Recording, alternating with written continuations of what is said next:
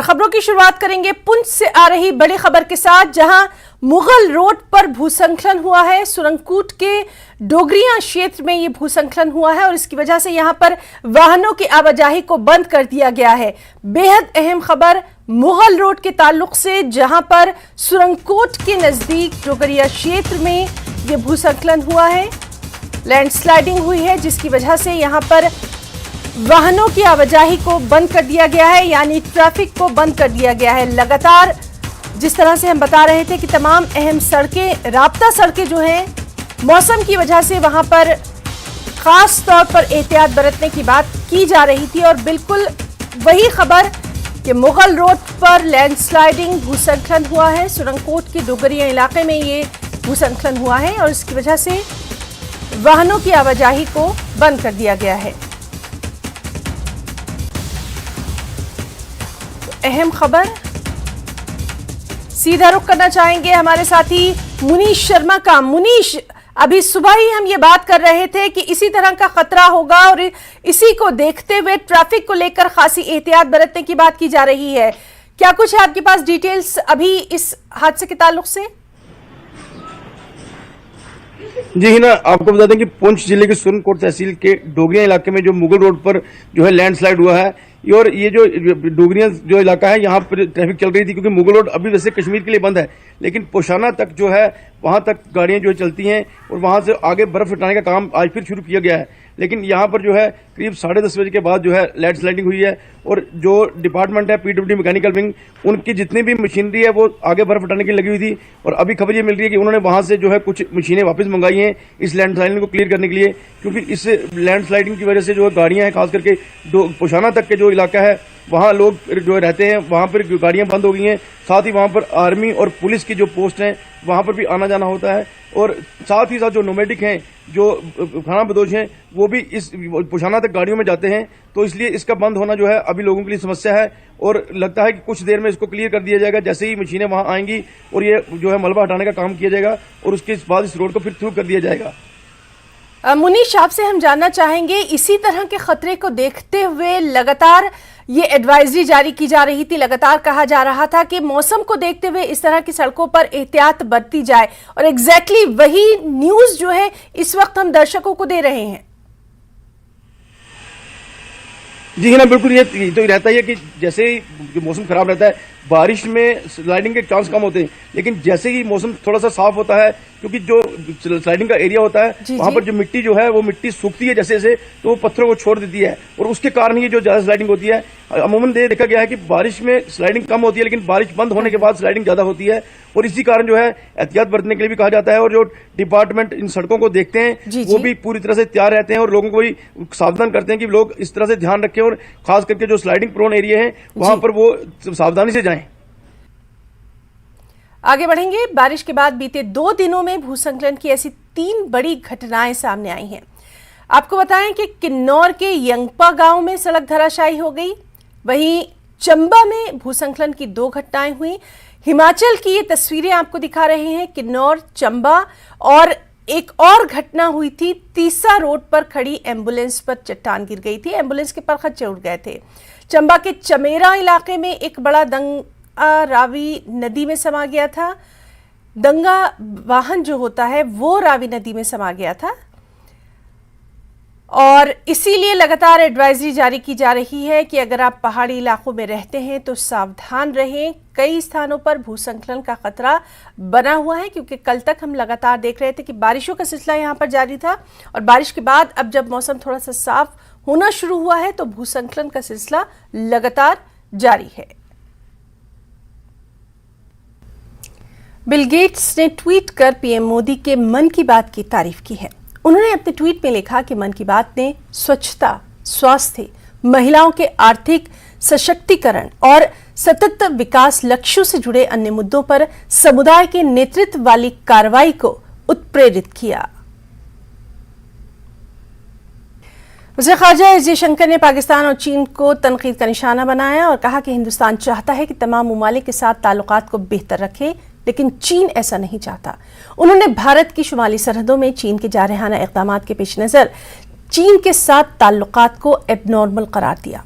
उन्होंने कहा कि भारत ने हमेशा नेबरहुड फर्स्ट पॉलिसी अपनाई है, ताहम सरहद पार दहशतगर्दी के पेश नजर पाकिस्तान इससे मुस्तस्ना है, जिसकी चीन हिमायत करता है। Most pressing priorities are obviously in its neighborhood. Given its size and economic strength, it is very much for the collective benefit that India takes a generous and non-reciprocal approach to cooperation with smaller neighbors. And that's exactly what we have done in the last decade under Prime Minister Modi. And this in our region has come to be known as the Neighborhood First policy. It has seen a dramatic expansion in connectivity, in contacts, in cooperation across the region. The exception to this, of course, is Pakistan in view of the cross-border terrorism that it supports. But whether it is the COVID challenge or more recent debt pressures, India has always stepped up for its neighbors. China falls in a somewhat different category because of the boundary dispute and the currently abnormal nature of our ties. That is an Baramulla से बड़ी खबर है, जहां एक नशा तस्कर को गिरफ्तार किया गया। पटन के पास नियमित गश्त के दौरान यह गिरफ्तारी की गई और 80 ग्राम प्रतिबंधित पदार्थ भी बरामद किया गया। मामला दर्ज कर लिया गया है। तो बारामूला से यह खबर है, जहां नशा तस्कर को गिरफ्तार किया गया है। पटन के पास रोजमर्रा की जो गश्त थी उसके दौरान ये गिरफ्तारी की गई है। नशे के खिलाफ लगातार ये अभियान जारी है और ये जो गिरफ्तारी हुई है, इसके पास से 80 ग्राम प्रतिबंधित पदार्थ बरामद किया गया है। तफ्तीश जारी है।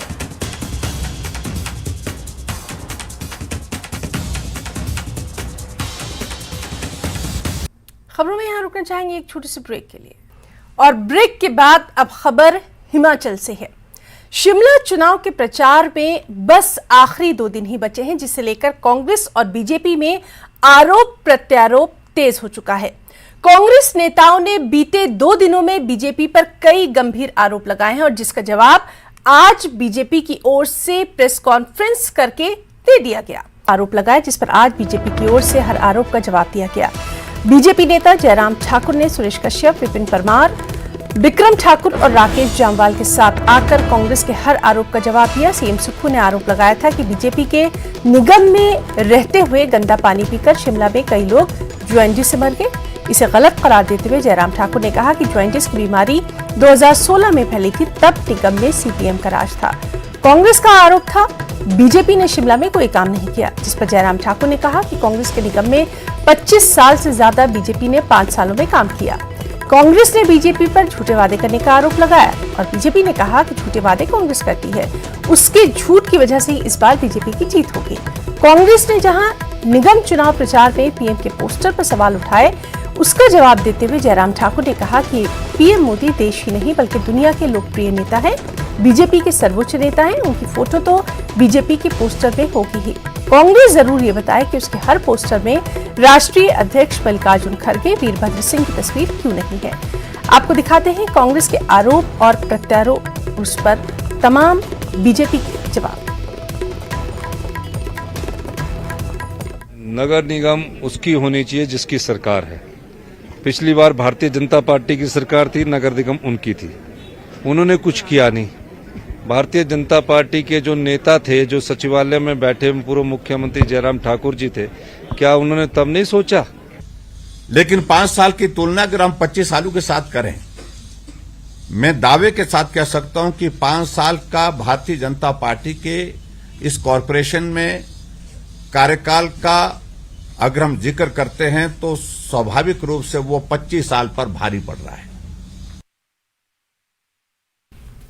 वो नगर निगम थी, मैं अभी देख रहा था, जिसके समय में पहली बार, आजादी के पहली बार जॉन्डिस फैला, अश्विनी खड्ड का गंदा पानी लोगों को पिलाया गया और उसमें जब जॉन्डिस फैला तो कई लोग इस संसार को छोड़कर चले गए। पीलिया तब फैला था जब हिमाचल प्रदेश में 2016 में कांग्रेस की सरकार थी, सीपीएम की कॉरपोरेशन थी। उसमें एक छोटा बच्चा युग के नाम से उसकी हत्या हुई और पानी के टैंक में उसके शरीर को, उसकी बॉडी को फेंक दिया गया और कई महीनों तक जो है वो डेड बॉडी पानी के टैंक में सड़ती रही और शिमला उस पानी को पीता रहा। वो भी सरकार कांग्रेस पार्टी की थी, सीपीएम की कॉरपोरेशन थी उस वक्त।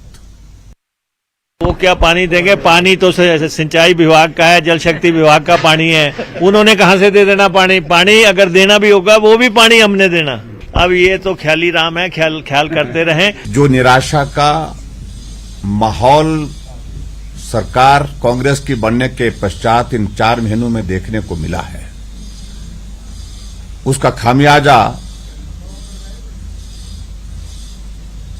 कांग्रेस पार्टी को इस नगर निगम के चुनाव में झेलना पड़ेगा। और मैं इस बात को दावे के साथ कह सकता हूं कि हम जीत रहे हैं और बहुत अच्छी तरह से जीत रहे हैं। 5 साल शिमला में इनका कारपोरेशन भी था और 5 साल प्रदेश में भी इनकी सरकार थी भाजपा की, तब कुछ नहीं किया। अब होर्डिंग लगाए, उसमें भी मोदी जी शिमला कारपोरेशन में क्या करेंगे? पार्किंग बनवाएंगे? ये ट्रैफिक हटाने आएंगे? हर जगह मोदी जी, बाढ़ के चुनाव में मोदी जी, सबका फोटो लगा के हर जगह वो वोट लेने के चक्कर में। अरे 5 साल का पहले जवाब दे भाजपा। आज देश के हमारे यशस्वी प्रधानमंत्री नरेंद्र भाई मोदी जी है वो नंबर 1 पर हैं, टॉप पर हैं, इसलिए स्वाभाविक रूप से उनका जिक्र होगा ही, उनको फोटो भी होगा। लेकिन एक बात मैं पूछना कांग्रेस के मित्रों से जरूर चाहता हूं कि शिमला कॉरपोरेशन के चुनाव में वीरभद्र सिंह जी का फोटो हमको मिला नहीं, कांग्रेस पार्टी के राष्ट्रीय अध्यक्ष खड़गे जी का फोटो भी हमको मिला नहीं अभी तक, और यहां तक कि हिमाचल प्रदेश में जो हमारे डिप्टी चीफ मिनिस्टर हैं उनका भी फोटो का जिक्र कहीं हुआ नहीं है, वो भी मिला नहीं हमको फोटो। और शायद मुझे मालूम नहीं इनकी क्या व्यवस्था रहती है, उस व्यवस्था का अनुरूप जो है वो शिमला के इलेक्शन में, कॉरपोरेशन के इलेक्शन में जिम्मा उनके पास दिया हुआ है, लेकिन फोटो उनका है नहीं। ये तमाम सारी बातें क्या संदेश देती हैं? मैं समझता हूं कि इन सारी बातों को मैं छोड़ देता हूं आपके ऊपर, लेकिन लोग इस बात को लेकर के जरूर अपना अपना जो है वो आकलन लगाते हैं।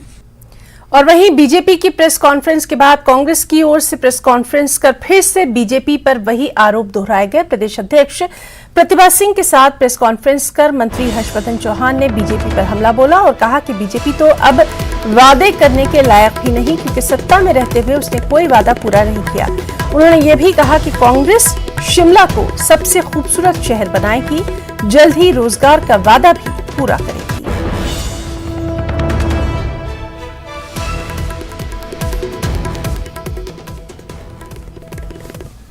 आज भारतीय जनता पार्टी के मैं पेपर्स में देख रहा हूँ, बहुत सारे वायदे किए, आज अखबारों में इनके दिए गए हैं।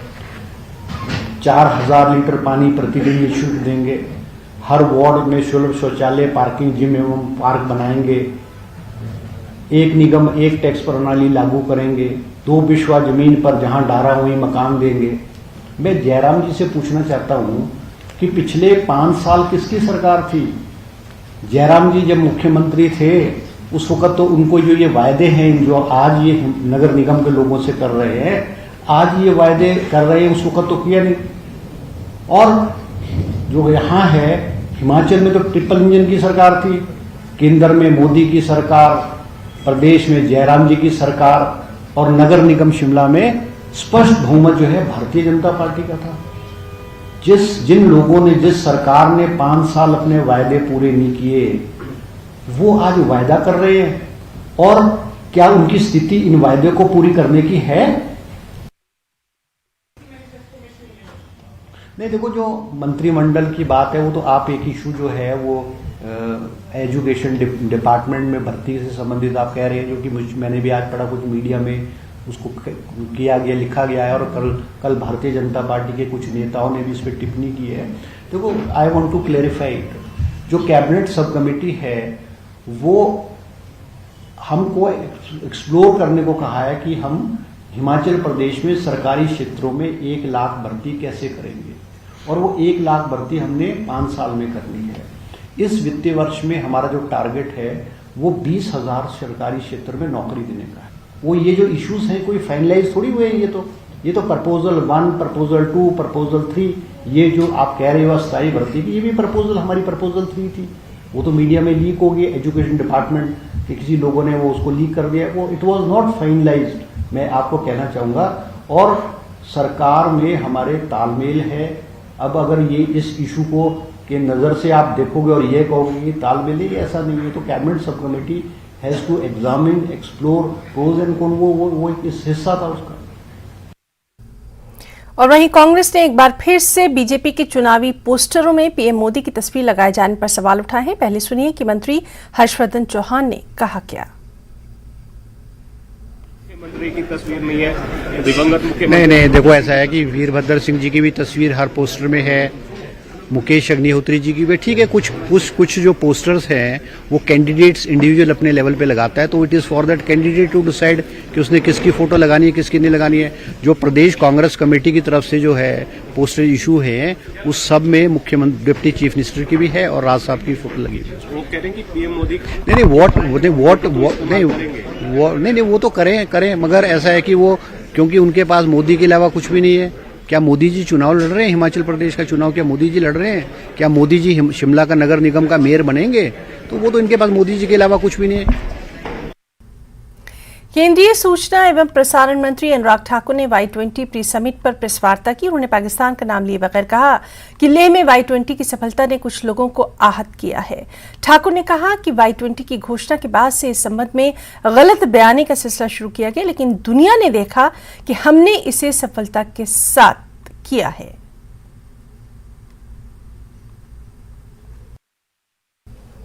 तो खबरों में फिलहाल इतना ही। नमस्कार।